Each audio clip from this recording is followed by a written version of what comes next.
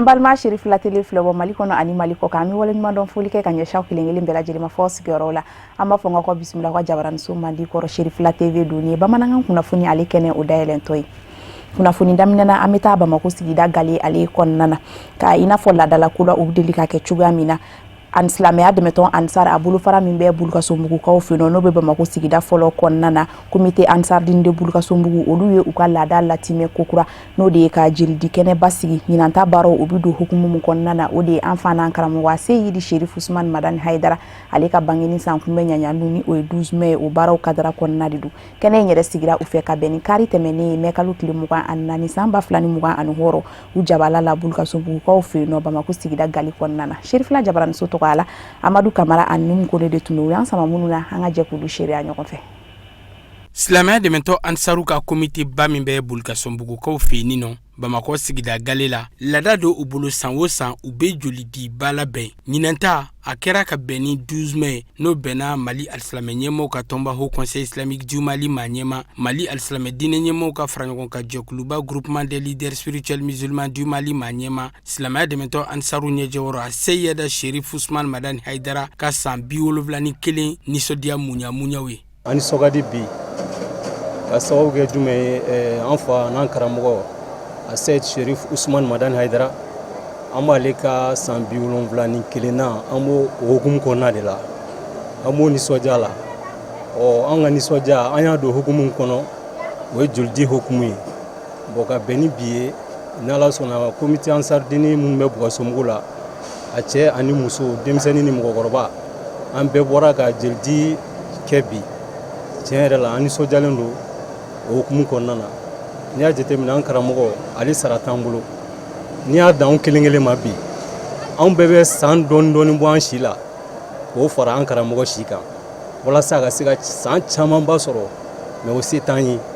mun se b'an ye o ye k'an joli di Ala kama donc an bɛ joli min di Ala kama ani an karamɔgɔ kanu kama an b'Ala de deli Ala k'o kɛ si ani kɛnɛya ani barika k'o don an karamɔgɔ la a n'a ka denbaya ani silamɛ ɲuman bɛɛ. Ni don kɛrɛnkɛrɛnnen n'a talen bɛ ka ɲɛsin joli di ma a sen fɛ maaba caman ye ɲɔgɔn sɔrɔ a kɛnɛ kɔnɔ kɛrɛnkɛrɛnnenya komite ɲɛmɔgɔw a cɛ a n'a muso k'u ka nisɔndiya yira ka bɛn ni a Seyida Sheriff Ousmane Madani Haidara ka 12 mai. Alhamdulillah ye joli organiser joli mi kɛ ka kɔrɔ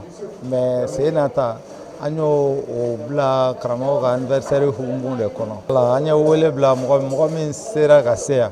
o ye maa 68 ye mais daruna ye dɔw ta bali minnu sera ka joli di o bɛnna maa 65 ma alhamdulillah joli kɔrɔ min b'a la komi an karamɔgɔ ka wele dara a ko joli tɛ san joli ye sarakati da de ni ye i b'a di min ma o t'a fɔ i ni ce a t'i dɔn yɛrɛ donc baraji ka bon donc an k'a lajɛ an k'an balimaw an k'u sauver ni joli ye o hukumu kɔnɔ an ye joli organiser an b'a di waati ni waati mais ni a surunyana karamɔgɔ ka anniversaire la an b'a pousser ka n'a bɛn o ma k'a bila o hukumu kɔnɔ quoi. An bɛ na san caman hali na anniversaire yɛrɛ tɛ wagati an bɛ nin kɛ k'an joli di nin y'an karamɔgɔ de sababuya mɛn ta ale de ye nin fɔ an bɛɛ ɲɛna nafa ale de y'a fɔ an ɲɛna mais an y'a kɛ an bɛ ka nafa sɔrɔ a la an bɛ dugawu kɛ karamɔgɔ yɛrɛ fɛnɛ ye Ala k'an bɛn a ka kalandenw kalanni na Ousmane Sheriff Madani Haidara min kɛra sababu ɲuman ye an bɛ dugawu k'an karamɔgɔ ye si ni kɛnɛya bɛ Ala bolo Ala k'a d'a ma Ala ka barika don a ka du la Ala k'a kisi jugu tɔɔrɔ ma Ala k'an ka jamana ja ka jamana basigi Ala ka hɛrɛ don an ka jamana kɔnɔ Ala ka sɛgɛn jugu bɔ an ka jamana kɔnɔ aw minnu nana a baara kɛ an bɛ dugawu k'aw fɛnɛ ye a bɛ hami min na Ala k'a nɔgɔya aw ye a bɛ sira min Ala ka don an n'o cɛ Ala ka barika don teleso in na Ala ka barika don teleso in baarakɛla bɛɛ lajɛlen na Ala ka caman bɔ a kɔnɔ min tɛ nin ye. CNTS ɲɛmaaw u nisɔndiyalen foli ni waliɲumandɔn ni barikada kɛ ka ɲɛsin silamɛya dɛmɛtɔ ansaru ma kɛrɛnkɛrɛnnenya la a Seyida Sheriff Ousmane Madani Haidara ka bɛn ni nin waliya ɲuman ye n'o ye joli di ye. An bɛ Bugkasomugu la yan bi Amsardin ka bolofara dɔ la n'an b'a fɔ Amsardin de Bugkasomugu association do b'u yɛrɛ sɔrɔ Amsardin ba kɔnɔna na mais u ye fɛn dɔ sigi sen kan u yɛrɛ fɛ u ye fɛn u yɛrɛ la o ye mun ye kalo naani u ka wuli ka joli di donc anw tɛ se ka foyi kɛ o u fo u ka wari ɲuman in na u ye lɛɲɛ mun ta kalo naani ka joli in di mais mɔgɔ kelen tɛ AMSAT jɔyɔrɔba bɛ joliko la bi Mali kɔnɔna na ka taa Kayila fo Kidali donc wulikajɔ barika ka bon a la donc an bɛ fɛ association tɔ minnu bɛ yen diinɛ tɔw la u bɛɛ ka se ka ninnu ka association ka u senda yɔrɔ la pour que gɛlɛya min bɛ joliko la u ka se ka wuli ka bɔ a la cogo min na. An b'a la dɔnniya k'a fɔ ko Bulka-Sɔnbugu komite u ka ni ladala jolidiba in a sen fɛ joli pɔsi 70 o de sɔrɔla ka di CNTS ɲɛmaw ma yaasa u k'a di maaw ma joliko mago bɛ maa minnu na min la ɲininen don a Seyɛdɛ Sherif Usman Madani Haidara fɛ baaraw bɛɛ lajɛlen ka sɔrɔ ka kuncɛ ni dugawu sanuman kɛli ye. hali bi an bɛ to jeli di ale hukumu kɔnɔna na an bɛ bɔ Bamakɔ faba kɔnɔ ni kan kunda Mali marabolo ale sabanan kan ni o ye Sikaso ye joli di kɛnɛba o sigira Sikaso marabolo kɔnɔna na joli di kɛnɛ labɛnna silamɛya dɛmɛtɔn ansaru de fɛ minnu bɛ Sikaso sigida o kɔnɔna na a kun de ka se ka na maaw ni kisi kɛrɛnkɛrɛnnenya la an fa n'an karamɔgɔ alisilamɛya dɛmɛtɔn ansaru ɲɛjɔrɔ Mali silamɛw ka tɔnba Haut Conseil islamique du Mali maɲɛma Mali alisilamɛ diinɛ ɲɛmaw ka jɛkuluba groupement des leaders spirituels musulmans du Mali maɲɛma an fa a n'an karamɔgɔ Seyidi Sherif Usman Madani Haidara ale ka bangeni san kunbɛ ɲaɲanu o hukumu kɔnɔna de don Samayira Sanogo ale bɛ walawalali kɛ kunnafoni tɔ la. A kɛra laada ye ka sanga ni a kɛli ye san o san ni juludi kɛnɛ waleɲuman dɔ baaraw do ka bɔ silamɛya dɛmɛtɔn anisaru yɔrɔ Sikasokaw fɛ ka dali masa fo olu tile ani silamɛya dɛmɛtɔn anisaru ɲɛjɔrɔ fana karamɔgɔ a Seyidu Sherif Usman Haidara tile bɛnnen ye o min a ka ɲɛnamaya bɛɛ lajɛlen kɔnɔ laseliw de kɛra a fɛ ka walawalaliw kɛ diinɛ ɲuman kan diinɛ ɲuman min sinsin bɛ keleya ni yafa ɲɔgɔn ma hinɛ ani makari ɲɔgɔn na. Ala sɔnna an ye dɔndisan labɛn ka kɛ ni Sikaso amisaru sifinakaw o ka laɲini donc ka kɛ ni an ka section ba ka dɛmɛ ye donc ni Ala sɔnna an ye commission 12 dɔndisan donc an ye joli labɛn ka kɛ ni an karamɔgɔ ka anniversaire kɔnɔna ye ka se ka a kɛ hinɛ ani kisi ye ka se an balimaw ma minnu lajarabira ni joliko banaw ye donc Ala sɔnna an b'o baara de la bi sɔgɔmada na Sikaso yan. Alhamdulillah an nusanjo an nana an joli di ni an karamɔgɔ ka mawludu ka bɛn ni san 71 o hukumu kɔnɔ k'ala deli ni ɲɔgɔnna caman bɛ Ala bolo yarabi Ala k'o di an n'an karamɔgɔ ma san 71 caman bɛ Ala bolo yarabi Ala k'o yira an n'an karamɔgɔ la Ala ka n'a wasa Ala ka hɛrɛw caya Ala ka laɲiniw sabati ka dugawu k'an ka jamana yarabi Ala ka basigi. An nana joli di Ala kama a n'an karamɔgɔ bonya n'an karamɔgɔ kanu kama a n'an anniversaire bonya kama n'o ye 12 mai Ala k'an karamɔgɔ mɛn an ye k'an kɛ a ka kɔmɔgɔ ɲuman ye Ala k'an dumɛ an ka layidu kan Ala k'an ka jamana kolosuma k'an ka jamana basigi Ala ka juguw dɛsɛ Ala k'o fanga ban. Mɛkalo tile 12 san 1950 mɛkalo tile 12 san 2026 san 71 wulikajɔw la janko alisilamɛ diinɛ ɲuman ka se ka cari diɲɛ bunna kun kan a ka faamu alisilamɛw fɛ faamu cogo ɲuman na cogo min na bɛn ni basigi o bɛ se ka kɛ an taala ye ɲɛnamaya kɔnɔ a bɛ bɛn o la o tigilamɔgɔ o bangeni sankunbɛn nisɔndiya o muɲamuɲa damu ka da. Donc kana joli di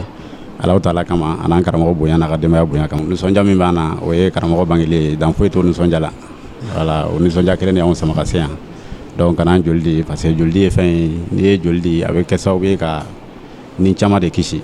voilà donc hɛrɛ caman de b'a kɔnɔ. An karamɔgɔ ka anniversaire la kana joli di kɛ komi an karamɔgɔ b'a fɔ cogoya min na a ka laɲini diɲɛ bɛɛ bɛ se ka lafiya sɔrɔ cogoya min na. Bon n'a ka anniversaire kɛla ka sababu kɛ jamana ka degun ye ɲɛnajɛw ma se ka kala bon an kɔni nana joli di pour que an balima wɛrɛw bɛ se ka lafiya ni kɛnɛya sɔrɔ a la cogoya min na o y'an nakun ye. Ala ka karamɔgɔ kisi Ala k'a tanga Ala k'a kisi a jugu dogolen na bana Ala k'an ka jamana lafiya ka jamana kolosuma ka hɛrɛ kɛ jamana ye jamana dugu Ala k'o dɛsɛ. Joliji ni a nisɔndiya mun bɛ na dan t'a la fɛn o fɛn bɛ kɛ sababu ye k'an karamɔgɔ kunkɔrɔta an bɛ Ala ɲini o mana kɛ fan o fan an ka taa o sira fɛ donc an y'a jigiya ni Ala sɔnna an b'o sira de ka taa donc an bɛ jɛn ka dugawu kɛ an karamɔgɔ san 71 a y'o de sɔrɔ san 71 ɲɔgɔnna caman bɛ Ala bolo ala k'o di an karamɔgɔ a n'a kanubagaw ma. Kɛnɛya tigilamɔgɔw o nisɔndiyalen ye foli ta ka ɲɛsin silamɛya dɛmɛtɔn Anisaru ma u ka nin joli di belebele in baaraw la ni ka ɲini bɛɛ lajɛlen fɛ ladegeli ka kɛ nin kɛwale n'a ɲɔgɔnnaw la ka nɔfɛtigiw kɛ u ka kɔrɔfɔw la o labanna k'a yira k'a fɔ foyi tɛ yen min bɛ se ka joli nɔrɔ bila fana kɛra a dili ye. Joli min dira tan foyi tɛ se ka joli remplacer ni joli yɛrɛ tɛ donc joli min dira an ma a nafa ka bon population yɛrɛ ma kosɛbɛ. Voilà, donc an b'a fo ka waleɲuman dɔn joli min dira nafa kosɛbɛ kosɛbɛ yɛrɛ parce que an bɛna don période min kɔnɔ yɛrɛ o ye sumaya waati de donc sisan joli dɔgɔya fanga ka bon sisan nin waati ninnu na ni pali donna dɔrɔn joli dɔgɔya bɛ caya quoi. Hakilila mun don a kan ka waleya ka caya bɛɛ bolo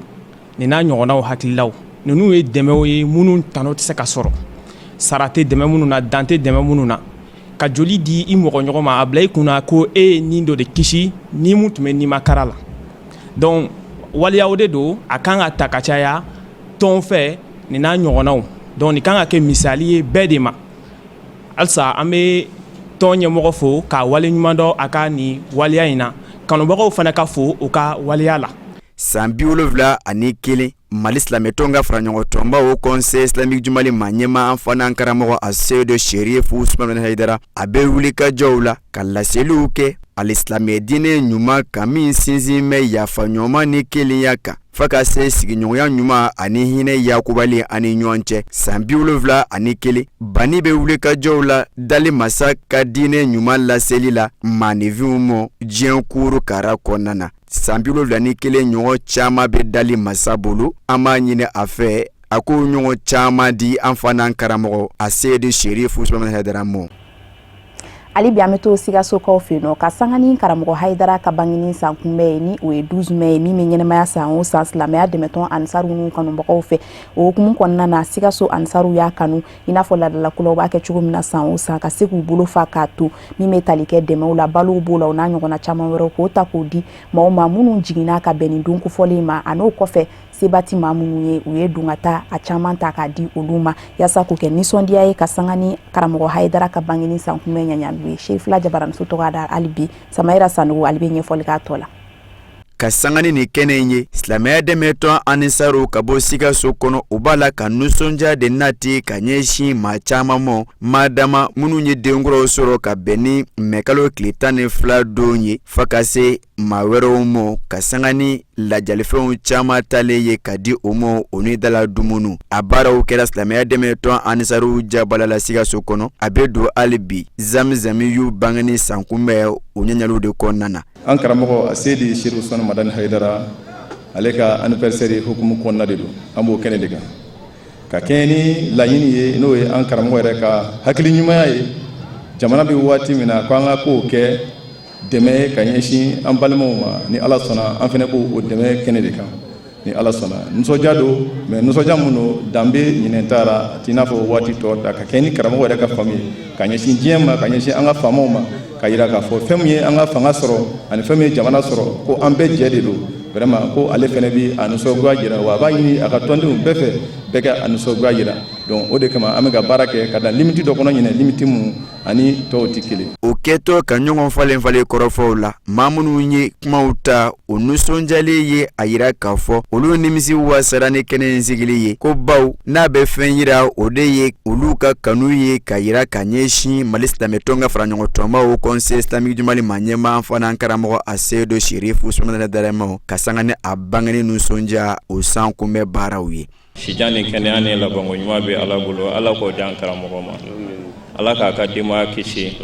Ala k'an n'a kɔlɔsi Ala k'an ka jamana basigi ka jamana den ɲuman bɛɛ basigi jamana den ɲuman bɛɛ kisi minnu k'u tɛ ɲɛ an ka jamana kɔ se min b'o ye Ala k'u ka se ban Ala k'u dɛsɛ Ala k'u malo o bɛ dingɛ kɔnɔ ɲɛ tɛ dingɛ min na Ala kira bonya kama sɔli ala rasul. Kuma wɛrɛ tɛ an fɛ ka Ala fo ka Ala barika da ni an karamɔgɔ ka sanjan in sɔrɔli k'a ɲini Ala fɛ san caman bɛ Ala bolo Ala k'u d'an ma an bɛ baara in lamɛnbagaw bɛɛ lajɛlen fo ka d'a kan bara in labɛnna a ɲɛna kosɛbɛ kosɛbɛ yɛrɛ de an ka foli ni tanuli bɛ bɛɛ lajɛlen ye musow bɛɛ lajɛlen tɔgɔ la nin ye aw ka foli ye assalamu alaikum wa rahmatulahi ta'ala wa barakatuh. N'a ma ɲa k'a fɔ o nana ka caya silamɛya dɛmɛtɔ anisaru kɛnɛ kan o ye u ka nisɔndiyaw sɛbɛkɔrɔ danganamaya min senfɛ waleɲuman dɔ kɔrɔfɔw taara ka ɲɛsin banni mɔ ni ka laban ka dugawu kɛrɛnkɛrɛnnen kɛ a ye sijan ani kɛnɛya ani labankoɲuman sɔrɔli la. Ka ɲini Ala fɛ san 71 a ɲɔgɔnna caman Ala k'o di an karamɔgɔ ma. San 70 hɛrɛma nafama Ala k'o caman di a ma. K'a kɛ kɛnɛya kɔnɔ, k'a kɛ lafiya kɔnɔ. Sankɔrɔta min bɛ ka o ɲɔgɔn caman fara kan. An minnu b'a nɔfɛ an b'a ɲini Ala fɛ ya Rabi Ala ka hinɛ anw na a lahɔrɔma kosɔn. Bi an ka jamana a sɛgɛra. Jamana degun bɛ. Ni nin kɛnɛ ni lahɔrɔma ye an ka jamana degun Ala ka wuli. Saraka minnu bɔra dɛmɛ minnu dira an balimaw ma an b'a ɲini Ala k'a kɛ jɔyɔrɔba ye an karamɔgɔ bolo. San 71 na maa ɲini Alahu Taala fɛ Ala ka ɲɔgɔnna caman fara si kan. Kɛnɛ nin baara labɛnbagaw an b'a ɲini Ala ka barika don u ɲɛ n'u kɔ la. Mɔgɔ mɔgɔ y'a sen ta ka se yan Ala ka barika don la. Minnu ma se yan fana o ŋaniya bɛ Ala ka barika don a bɛɛ lajɛlen la. Karamɔgɔ n'a ka denbaya Ala k'o mɛn an ɲɛfɛ. Ala kana an yɛrɛ kɛ amisari kɔrɔ ye. Ala kana an ka denbayaw sa an karamɔgɔ kɔfɛ. Ala kana an si siri danfɛn na. Ala k'an san yɛrɛ kɔrɔ. Yɛlɛninjɛ o ɲɛkun kan ka fara nimisi wasa kan maa minnu gɛrɛsɛgɛ donna lajalifɛn ninnu ni sumanw la o ye foli ta ka ɲɛsin silamɛya dɛmɛtɔ anisaruw ma o ka hakilina ɲuman in na ni ka sɔrɔ ka kɔrɔfɔ kuncɛ ni bonyamasegin ni dugawu kɛlen ye ko bɛɛ lajɛlen sababu ye Bamada ni den ni Bayisita Tarawele de a Seyidu Sherifu Usmani Madani Hayidara. Donc anw ka denw sɔrɔla ka bɛn n'a don ye donc o nisɔndiya kama ko ka foli lase Amsarini tɔnden bɛɛ lajɛlen ma ani an ɲɛmɔgɔ n'o ye Sherifu ye donc denmansaw ko u ka foli bɛ bɛɛ lajɛlen ye donc ne ma deli kuma na donc Sherifu n bɛna min fɔ min bɛ n kɔnɔ fo que ne k'a fɔ donc Sherifu ye hɛrɛ ye maliyɛnw ma Sherifu ye hɛrɛ ye silamɛya ma kɛrɛnkɛrɛnnenya ne bɛ misaliya ta ne yɛrɛ kan fɔlɔ depuis 2004 ne ye baya kɛ ka taa o don ma ne ye hɛrɛ min sɔrɔ a la ne yɛrɛ de b'o dɔn donc n b'a ɲini bɛɛ lajɛlen fɛ donc fɛn fɛn bɛ yan nɔ Amsarini tɔgɔ la Amsarini tɔndenw ka fara bayakɛla bɛɛ kan bɛɛ ka janto i ka layidu la. Ne jiginna ka bɛn le 12 mai ma halisa Ala ka si caman di Hayidara ma ka den fɛn fɛn bangena ka bɛn le 12 mai ma Ala k'u bɛɛ labalo Ala k'u kɛ u ba n'u faw sɛgɛn sara ye. Ne bɛ Amsarini mɔgɔw fo k'o fo k'o barika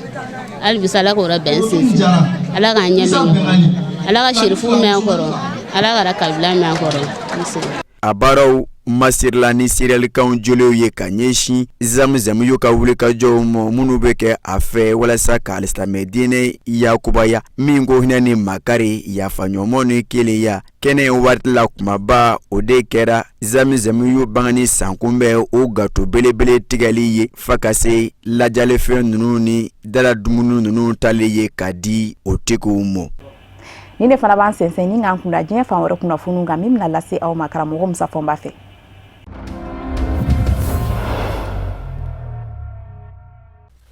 Senegali jamana ɲɛmaakɔrɔ Abdoulaye Wade ka bɛn ni mɛn kalo tile 29 ye a ye san 100 sɔrɔ ɲɛnamaya la. O ɲaɲani bɛ ka boloda bi Senegali jamana denw fɛ. Abdoulaye Wade Senegali jamana ɲɛmaakɔrɔ a ye Senegali mara san 2000 fɔ san 2012. Nka a ka kuma kɔnɔ minnu jɔra hakiliw fɛ ko kumabaw la dɔ fɔ mɛ olu kan. Bawo Abdoulaye Wade ka fanga tali Senegal a ye fu siri maa dɔ de ka fanga la min ye san caman kɛ ka jamana mara Abdou Diouf. Abdoulaye Wade ka kuma kɔnɔ a ye yɛlɛmabaw kɛ jamana sariya sunbaw yɛlɛmana k'u bɛrɛbɛn ni Senegali jamana cogoyaw ye ni bɛnkan fanga cogoyaw ye. San 2000 mars kalo tile 19 politiki bina k'u yɛlɛmana Senegal. Abdoulaye Wade kun mɛnna ka fanga ɲini Abdou Diouf de kun bɛ fanga na. A ye ministri ɲɛmaayaw bɛɛ kɛ Abdou Diouf bolo k'a sabu kɛ kuma dɔw la a kun bɛ mankan ci fanga sinamatɔnya bina k'u kan. Ni sigikafɔ nana kɛ sababu ye ko fanga sinamatɔn nɔnabilaw ka don gouvernement kɔnɔ. A dɔw la Abdoulaye Wade kɛra ministri ɲɛmaa ye fanga kɔnɔ. nga san 2000 mars kalo le tani ngonondo jamana kundigisigi kalata sebe Abdoulaye Wade ye Abdou Diouf ti ninga socialistu ka san 40 fanga ba Abdoulaye Wade ka mandat folo asamblana no ye san 2001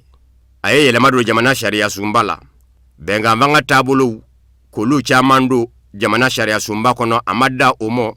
ni jamana kundigi ka makunye san wolonvla ye Abdou Diouf lela Senegal Abdoulaye Wade ye dobo ala ka berebe san 5 nga jamana nyama ka mabike san 5 ye jamana sharia sumba yelema na tabe Abdoulaye Wade ye san wolonvla nge okono okore ka bo san 2000 la fo san 2007 o ye san wolonvla ye jamana sharia sumba dun yelema ne kunya jara ka fo san 5 du o ba jara ka fo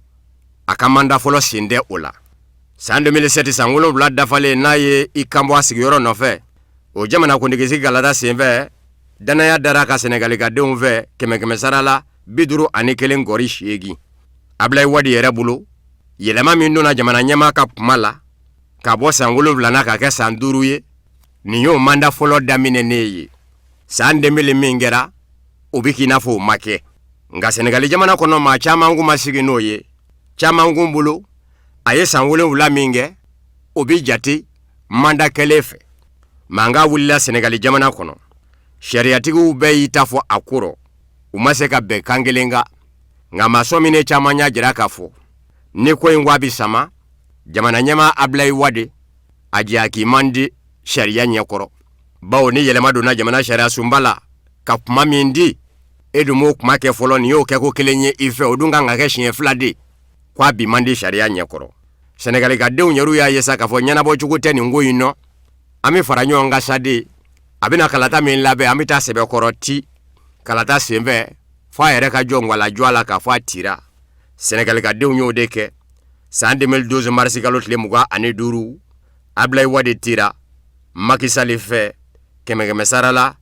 bi woro ane duru be fa manye Abdoulaye Wade yere nege juru kupe bamba ani fanga sinamato nyema Macky Sall che odo ko jongwala mbira njena ninga tili Abdoulaye Wade bora fangana ochogodero chiado Senegal jamana tala yelema ye fangana kasangani benga vanga tabulu ye nga Abdoulaye Wade ka ningala tan afene nyona kalata manga mamake Senegal jamana kono ka sabuke fanga sinamatongo manda sabana de kungo ba kono Abdoulaye Wade yere ko ni yajira ka fo atate manda sabana ngwe san wolonvla mvolo mingera okunde jate kele unve ka sabuke yelema done jamana sharia sumbala ka kumake san 5 ye ale kumo san 5 folo de kono 2012 apmita o san 5 flana de la ninga soro ka fangabla Abdoulaye Wade ka beni mekalot le muga ane kono donye aye sangeme soro nyana mayala Senegal ka de umba ko damuda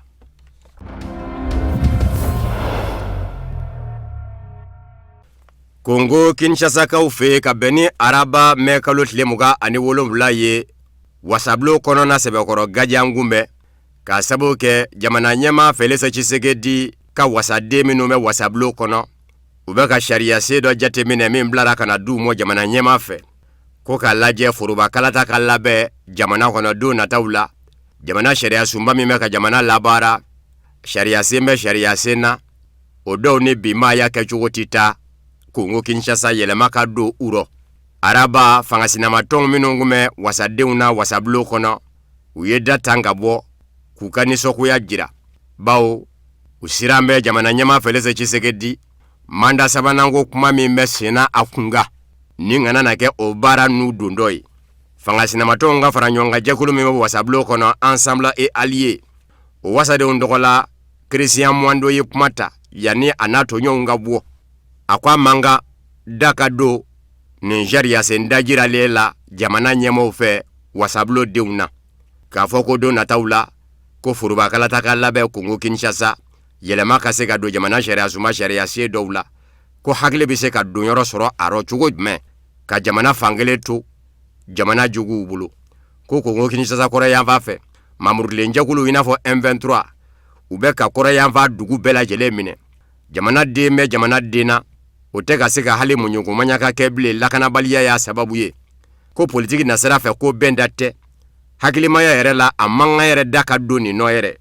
ko ma jol de be Kongo jamana de una menya sigiyoro bla ka sababu ke lakana baliya yi fanga sinamatonga wasadu ngato ka data ngabo wasablo kono abi fej me mana oye ka fo utafe dodola akafo ku senyera nina nyona kula ka jamana to degun kono jamana nyema ka manda sabana nyinini kamo miri make jamana de una minu ndo nyombe lakana baliya kono ko dodola olute sigi ojona nga jamana nyama felese Tshisekedi ka fanga nyini ndo wasadimu olu ko la nyini te do wereye sharia sere blala kana wasablo kono jamana nyema ofe adajirambe ulade sharia nye koro yala furubakala ta kanga se ka labe wa kokuma kanga ke odeka nga fanga sinematonya bina kuka oluta ye oye chugoro katasi furubatomo uchama nzigambe jamana nyama felese Tshisekedi la bi doko kunjama mbobi daube ka bika labla Kongo Kinshasa kafo jamana nyema na nofemo ba fe yelema dundo jamana sharia se dowla kamaga sharia sena mimbe jamana nyema ka makunga akanga pumamenge jamana nyema yala no bana manga dowre nyini ku laba be songa maga ola ka yelema chugo nyini oro bawo problema na mami papa ni etungumble jole yebisira jamana nyema koro takera unyana ya Joseph Kabila oye sanjule ke jamana nyema yala kumabe abi yelema do sharia se la ka dofara akapumauka ni usebe korochena ola Kongo Kinshasa fwa desele ye fangabla fanga sinamatoni furubato mdafe unyona werede kake Kongo Kinshasa. Slovaki jamana nyama Peter Pellegrini kasangani fonyongo ye mimbe kado irisila jamana ni Rumani jamana che Rumani menye otanton jamana ye abora kala sereke kajira kafaba nyini befe beka ke basiki karamogo ye kerengere ni nyana otanton jamana ubeki jandu fonyongo kana bunya otan kelebolo ni irisila jamana che kubita nyonzoro muguro akwale fe kute fonyongo ye otanton jamana uni irisila che ngauna tabe femingera Urumani dugu koloka ni otanton jamana yoye amabe imo ayo sebe ko bla bololo na srafe irisila ni igre ninje kelelo afome ko irisila jamana duruni ndo ditari yere suro Rumani jamana kono odunye fiye bawo halini ota kelebulu beka Ukraine jamana deme dibidibini dibila ajirande keneka okuma irisila jamana fene tamanga se ota ton jamana domo nga Rumani irisila jamana duruni ndo bina ke sodo kayi ode ato Slovaki jamana nyama Peter Pellegrini ako akaka jinsireke nani setigi jamana u minu ndabe jamana tlaw ni nyonje manga ino irisila ni Ukraine nje ukachinye jala fo uye nga kake sigi gafo kono ota kelebolo ni irisila jamana kana nyonzoro oye hakilinai ako fe mingera Rumani jamana la amabe alemo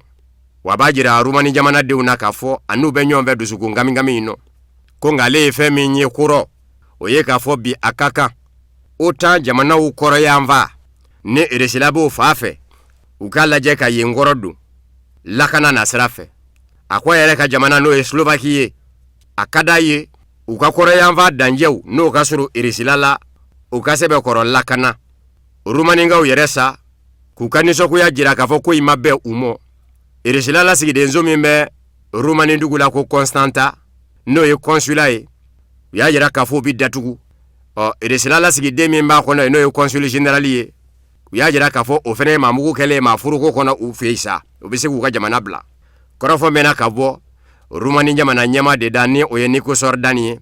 aklale ko ani surasi nyama ni nyonje la jedola Rumani ministri so mi nyashime Rumani ni jamana warani nyonje kunyenya na bomo oye la seleke kafo irisila jamana duruni ndo bira Rumani dugu galati sodoka maukume so mi ngono wako irisila jamana nodu Rumani ministri ya jira kafo aye wele bla irisila la sigidemo no ye ambassadori nisoko ya kaminonganga fo aye Rumani ndokola ako lase irisilamo onada atloka Rumani jamana kanga femi veneke tajuru sarabere na serafe ako fene nada irisila jamana la sigide atloka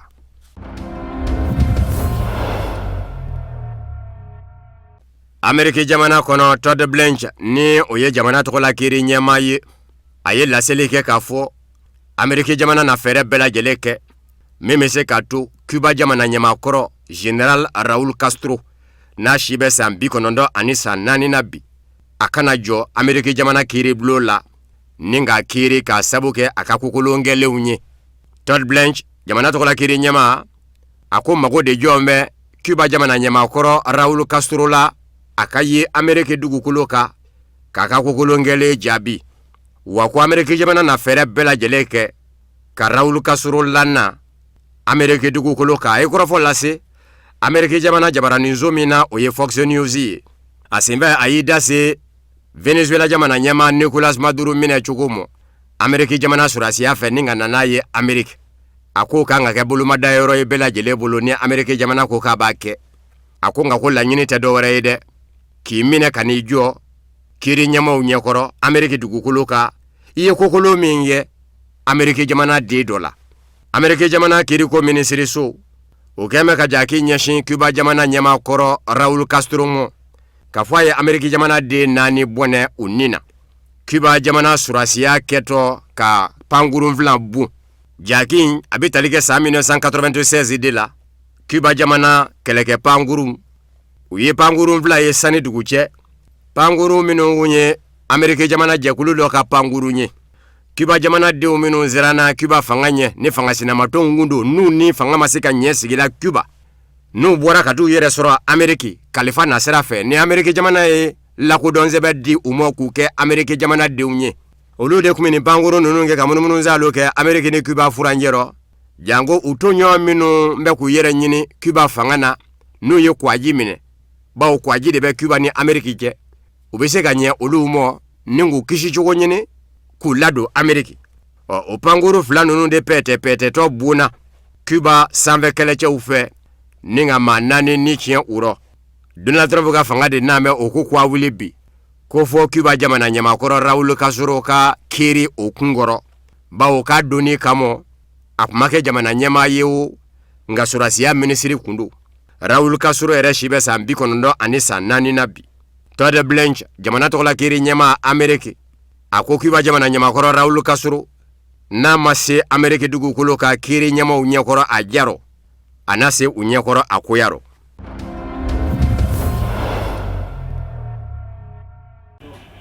O de fana bɛ dansigi kɛ bi bamanankan kunnafoni sɔrɔlenw na minnu sera ka labɛn kunnafonidiso ɲɛmaayaso ka yamaruya kɔnɔ ka bɛn ni nin sanga in ye ka se ka o ta k'o da aw tulo kan. An bɛ segin ko kura k'aw fɔ aw ka tulomajɔ a n'aw ka ɲɛmadali la n'Ala ma basi kɛ n'a ye diɲɛ kuma wɛrɛw yira an na aw ni anw an bɛ ɲɔgɔn sɔrɔ nin kɛnɛ kelen in na nin waati kelen in kan yan'o cɛ aw k'an bɛn Ala ka su yɛrɛ d'an bɛɛ lajɛlen ma.